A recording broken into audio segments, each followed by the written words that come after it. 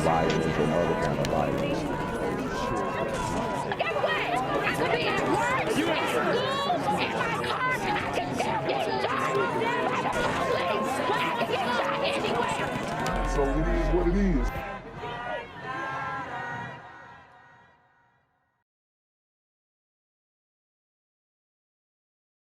What's good, YouTube? It's the Black Gen Z Mindset. Make sure you go ahead and like, comment, share, subscribe, and let's get into the video. So the first story we got here, man, this guy apparently murked his stepfather during an argument over inviting a LGBT guest into their New Jersey home. So a man allegedly shot and killed his stepfather during a dispute at a family gathering over the stepdad's decision to invite an LGBT person into the home, prosecutors said. Christian Smith, 23, allegedly objected to stepfather Dennis McKenzie, 43, inviting the person to their New Jersey home and confronted McKenzie, according to Gloucester County Prosecutor's Office. He made it known to his stepfather that he did not approve of that person coming into their house, that their house was a house of God. Assistant Prosecutor Dana Anton said on Wednesday. Smith's remarks, including homophobic slurs, the prosecution said Smith's mother reportedly tried to break up the fight before it escalated. The stepfather took a swing at Mr. Smith and I believe maybe superficially hit him, Anton said, adding that Smith was not injured. In response to that, Mr. Smith took out a Glock 19 that was in his waistband and shot him 3 times. McKenzie was hit twice in the head and the body and died on the scene in front of Smith's mother and teen relatives, prosecutors said. This argument that preceded the murder, it started over an act of bias and an act of bias intimidation where he is using a slur about someone's sexual orientation. Smith's public defender, Catherine Constantine Blinn, argued that the shooting was not intentional and said more forensic evidence is needed. She claimed that her client did not plan to murder McKenzie and even dissembled his gun while waiting for the cops to respond. The weapon had been legally purchased in Pennsylvania.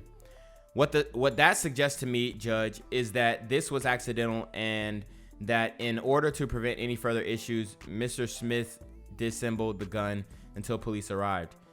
Superior Court Judge Mary Beth Kramer declined to grant Smith pretrial release despite pleas from his mother and godparents who spoke highly of him, according to the defense. So this man's mom is still fighting for him, even though he just killed her husband. The weight of the evidence in the eyes of the court in this matter are very strong, Kramer said, according to NJ.com. Even with the argument that this was somehow an accidental discharge, he still had to take a loaded handgun out of his waistband at a family gathering. I find that he represents a danger to the community. And I agree.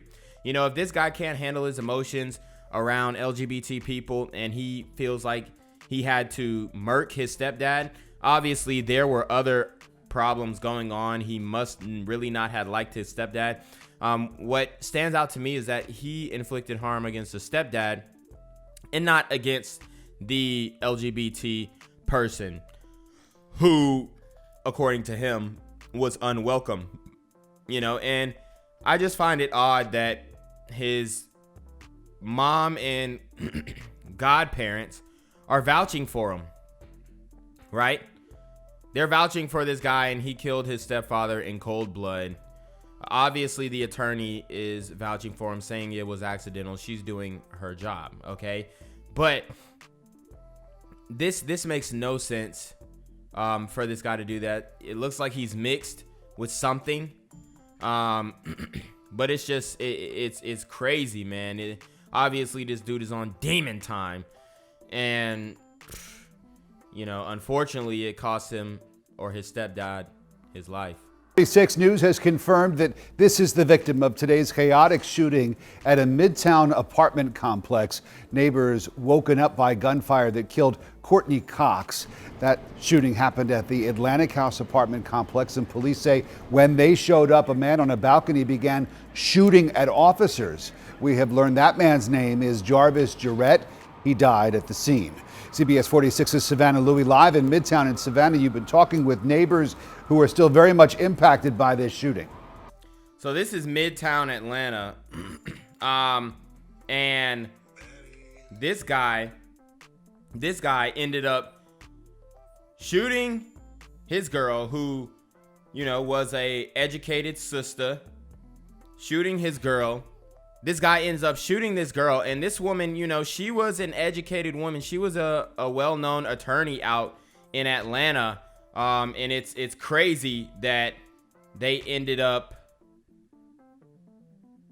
you know, linking up, you know what I mean? Because it's like, how are these women getting together with these men who are just insane, it seems? And not just neighbors, but I also did get a chance to speak very briefly with the families of both the victim and the suspect. They are both shocked and devastated. But even the folks who live here, who saw this whole thing unfold on the 21st floor, say the incident just doesn't feel real. Terrifying for me, because then I'm sitting in my bathroom, like, you know, it's one thing to, like, you know, do self-defense if, like, it comes quickly, but when you're sitting there and at any moment there could be someone that climbs in and you have to deal with that, it was harrowing. A shooting scene on a balcony sending an Atlantic House resident into hiding. He let off multiple rounds into the building, and that's when I called the police. So obviously, you know, it looks like the white boy ended up calling the police. But this dude, they say, was jumping from balcony to balcony. Who didn't want his face on camera says he witnessed a shooting just 3 floors below his apartment. And I still didn't really believe. I mean, I've been around guns my whole life, and I don't know if the panes are very thick in this building or if, you know, noise traveled weird, but it didn't really sound like a gunshot. But I'm fairly certain it was, and then I went back outside and I saw him wave a gun. Officers responded to reports of gunshots at this complex around 3:15 this morning. When they arrived, they saw 32-year-old Jarvis Jarrett shooting from a balcony. And there's evidence he was jumping from balcony to balcony before firing a rifle at officers. At least one officer returned fire. Sadly, we could not address what happened inside an apartment, but it is our quick response that I think that. So we got the sheriff or deputy or whatever. As you know, in Atlanta, we have a lot of African-American police officers. So there's representation there. There's definitely representation there. I think the biggest problem is the support that they're getting, okay? They need more support. They need a larger presence in the city and throughout the city because, quite frankly, Atlanta is becoming extremely dangerous. It saved our community from a much worse incident. GBI reports Jarrett was found dead on the balcony from gunshot wounds. Inside the apartment, the woman who lived there, Courtney Cox. So this sister, Courtney Cox, she was a attorney in Atlanta, well-known attorney. You know, how she ended up dealing with this brother who was on demon time, I don't know. Maybe she took a case from him. Maybe she, you know, whatever. They met while he was in jail. I have no clue. But it seems like a lot of times, man, these sisters end up falling for that fatal attraction. Also found dead. Police say the two had some sort of relationship. It's not clear if Jarrett was killed by an officer. Hit a number of other units and even a water pipe in the building, causing flooding to units under the 21st floor and McCrae's Tavern, which is underneath the building. Now, coming up at 6 o'clock, we're going to actually be speaking with a woman who says a bullet went into her unit. We'll have her story coming up again at 6 o'clock. But for now, reporting live from Midtown, Savannah Louie, CBS 46. So I wanted to show you guys this brother because I don't know why, but for some reason, the news did not want to show his face, most likely because he's a black man. And the news is, it's like they don't want the truth to come out that a lot of these situations that are going down are occurring because, you know, there's a lot of brothers who are out of control and are on demon time. But anyways, he has 2 previous mugshots. How this attorney was not able to look up his legal record and whatnot is, you know, weird to me. And I think a lot of these women, man, they need to do their due diligence and look into the guys that they're dealing with, man, because I mean, obviously this dude was on demon time. I already told you guys about the Short Dread brothers. They're on demon time. We've done multiple stories about the Short Dread brothers. You know, the ugly face Dread brothers. You know what I mean? So, I mean, we oftentimes talk about black women going for the thug type dudes, and you know, this is the archetype. And what happens is they'll go for these dudes, and on the back end they'll say, oh, protect black women. Well, we can't protect you if you keep going towards the fire. Like, yeah, I mean, the firemen can't save you if you go towards the fire when you're already out. Like, basically, she's already out the hood. She made it out the hood. She got her job. She's an attorney. And then she goes back and tries to dig up this ragamuffin so that he can blow her back out. And I don't know what happened to make him snap like that. Maybe he figured out she was dealing with multiple men and not just him, but it sent him over the edge. And sheesh, these women got to be careful, man. Along this dirt road in Umatilla, everyone knows everyone. And they tend to handle business on their own. So if there's an issue, they talk it out, they work it out, and they move on. But this time, a confrontation between neighbors took a deadly turn. This normally quiet stretch of country road pierced by the sound of gunfire on Wednesday. Sergeant Paul Bloom with the Marion County Sheriff's Office says they got a call about a shooting after detectives say Clifton Bliss got angry about his neighbor's pet. Look how quickly when it's a white suspect. Imagine working for a community-oriented company that provides delicious snacks that make kids and families happier and healthier.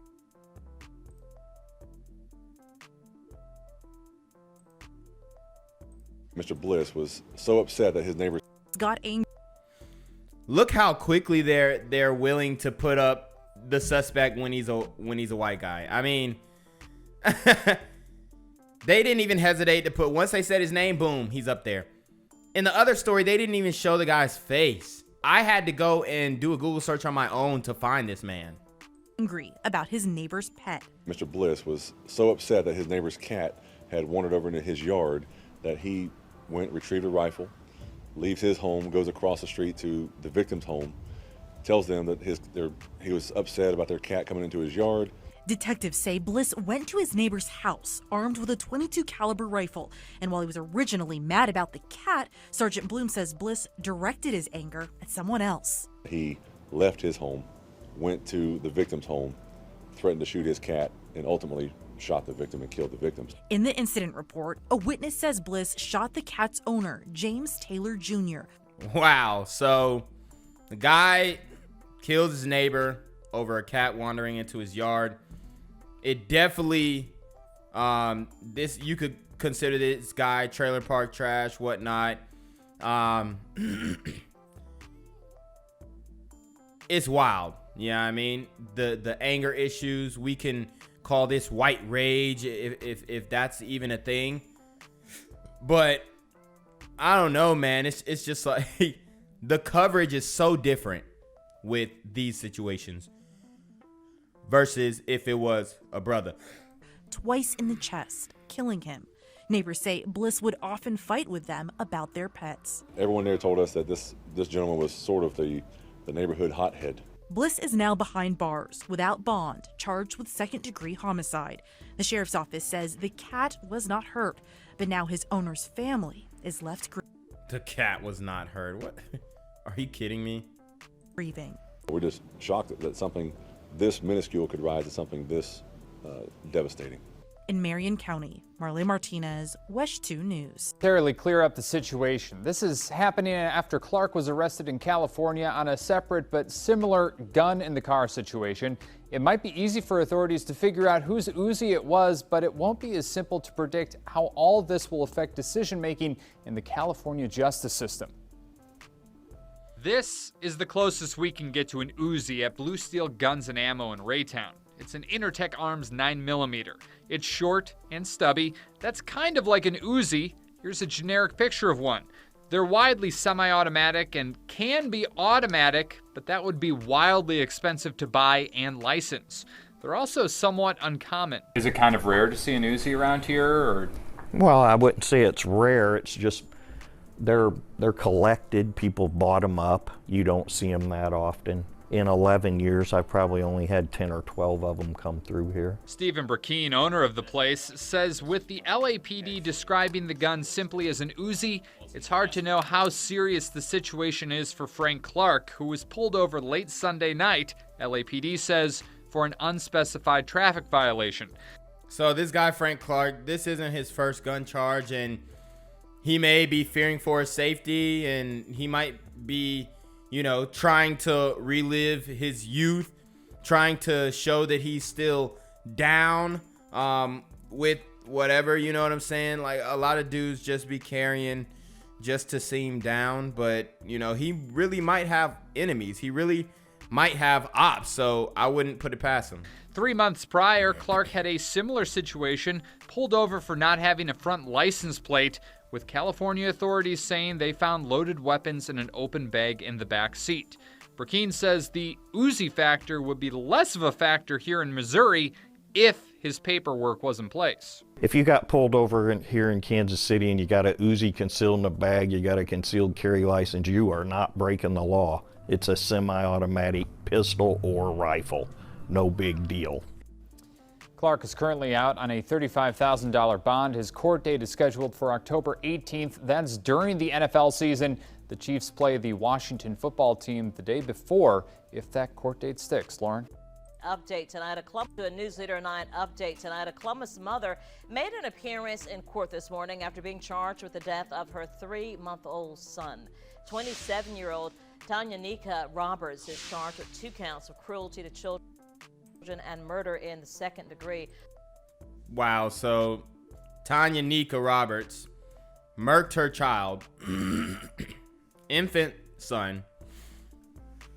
Another example of just like these negligent single moms. Honestly, I've done multiple stories on these situations, and it's always tough, especially when they have taken the life of someone so young. It's hard to swallow, man. Her son, Jameer Roberts, was pronounced dead at Piedmont Pediatric Emergency Room back in March. Officials say Roberts died of blunt impact injuries to the head and head trauma. I mean, this is like the second story that I've done out of Columbus, Georgia this week. And, Columbus, Georgia, it's always been a little sketch, but it looks like it's heating up, man. Her case was bound over to Superior Court this morning. Anyone with information on this case is asked to call Detective Jeff Jones at the number there at the bottom of your screen. You can remain anonymous. Nike executive Larry Miller recently admitted that he murdered a person when he was in a gang in Philadelphia as a teenager. Miller, the Nike and Michael Jordan brand chairman, said in an exclusive interview with Sports Illustrated that he shot a man in 1965 when he was 16 years old. He said he used a .38 caliber gun to shoot 18-year-old Edward White. Wow, so we got Larry Miller, a Nike executive and Jordan brand executive, admitting to murder in 1965. And he's in such a high position. He's kept this secret for years. It looks like he must be past the statute of limitations if he's speaking on this.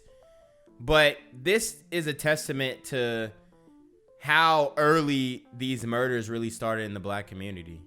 All right. Like, these things have been going on. I mean, he killed this guy in 1965. He was a teenager. A lot of these young cats who ended up growing up, who are grown now, 40, 50 years old, got multiple bodies that nobody knows about. Who died on the spot. I've never reported or written a story anything like this. This one was truly unique. Sports Illustrated senior writer Howard Beck is still wrapping his head around a recent interview with former Trailblazers president and current Nike executive Larry Miller. This is something that happened in the heat of the moment at age 16. Should that define a person for the rest of their lives? Everybody will have their own answer to that. Beck reveals in a story for SI. Should that define a person for the rest of their lives? Look, he took somebody else's life. He should be held accountable. It looks like he got away with it. So I don't know if they can really bring charges on him now. Maybe they can't. I have no clue. I've heard that there are no statute of limitations on murder. I don't know. Okay, I don't know what they're gonna do, if anybody's gonna pursue this, but this story has pretty much gone unaccounted for. I mean, imagine if, you know, John Gruden said, yo, I killed somebody when I was a teen. Imagine how insane, imagine how much uproar there would be, even more than his alleged homophobic and racist remarks. Yeah, so nobody bats an eye when this Nike executive, former NFL president, right, or NBA, whatever, says that he killed somebody. Nobody says anything. I mean, this story pretty much died, but everyone's in an uproar about John Gruden. It's crazy. That in September 1965, when Miller was just 16 years old, he shot and killed 18-year-old Edward White on the streets of West Philadelphia. So when Larry Miller was 13, he got in with a gang. And when he was 16, one of his friends and fellow gang members was stabbed and killed. But Larry Miller considered this particular kid to be kind of an innocent. And so Larry and his friends at that time were seeking vengeance, straight up. Beck So he went to get his get back. Says Miller was convicted of murder and sent to prison, where he earned a degree in accounting from Temple University. From there, Miller climbed the corporate ladder. He's had a lot of... Okay, well, I mean, he served his time. He's good then. Yeah, I mean, he served his time. He did his dirt. Yeah, I mean, he got out. The fact that these guys are able to commit murders at a young age and then get out in adulthood is kind of sketch, but hey, at least he's an anomaly. He's one of those guys who didn't become a victim of his own inflicted trauma, if you will. Have time to think about this, and he's written about it. That's right. Miller and his oldest daughter co-wrote a book set to be released in the coming months. While it's unclear where the proceeds of the book sales will go, Jump, My Secret Journey from the Streets to the Boardroom, chronicles Miller's rise from his troubled youth. And this is like straight out of an episode of Power, right? Like this is, I mean, it's crazy. It's art imitating life. I would hope, and that's certainly Larry Miller's hope, that people who have, found themselves in trouble in any number of ways, that they can see this as an example that you can turn it around. And perhaps there's no better time for a story like this one than now. Portland finds itself drowning in gun violence. More than 900 shootings this year alone. Dozens of homicides on top of that. Just when it seems all hope is lost. My initial reaction is mostly just, this is a really compelling story. Howard Beck shares Larry Miller's incredible story of redemption. As a reporter and as a writer, it will stick with me for the rest of my life, for sure. Howard Beck reports that it was only recently that Larry Miller shared all of this with some of his closest confidants, and there's been a lot of support.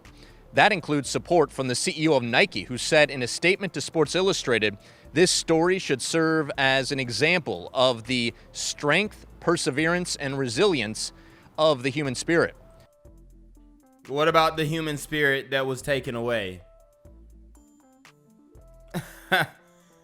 I mean, these are the wokest companies in the world, the most social justice reform, all this kind of stuff.